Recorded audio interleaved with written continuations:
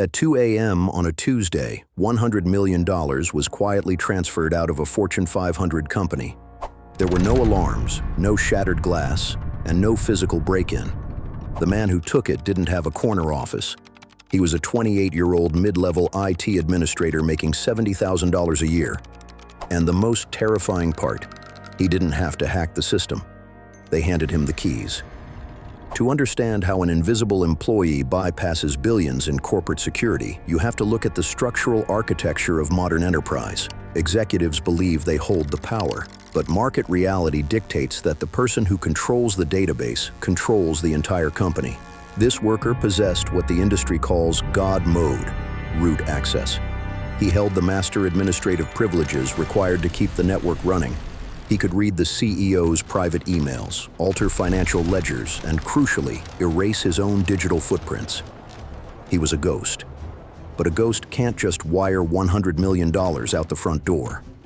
That triggers an immediate federal audit. He needed a mathematical mechanism to extract the wealth invisibly. He didn't execute a bank robbery. He built an automated wealth extraction machine.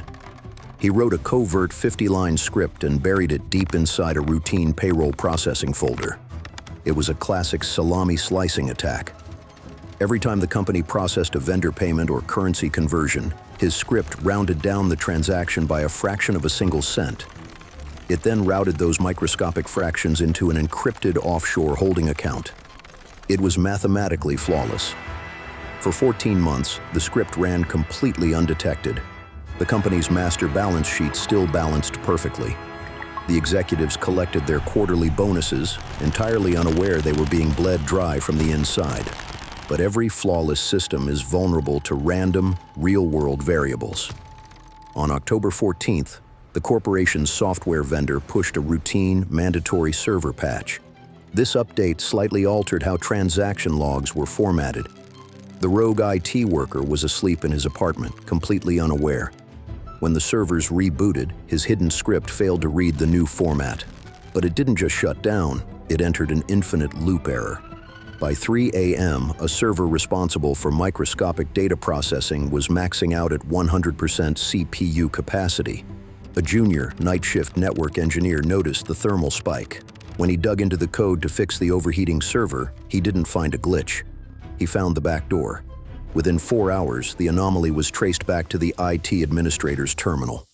When federal agents raided his apartment, they didn't find stacks of cash. They found a single hardware wallet holding $100 million in untraceable digital assets.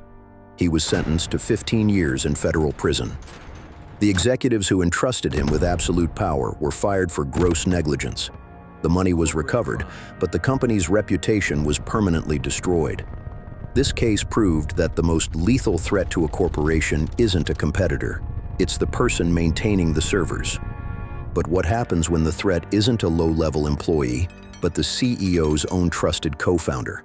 If you want to see the ruthless midnight boardroom coup that destroyed a $10 billion brand from the inside out, click the video on your screen right now. You haven't seen true corporate betrayal yet.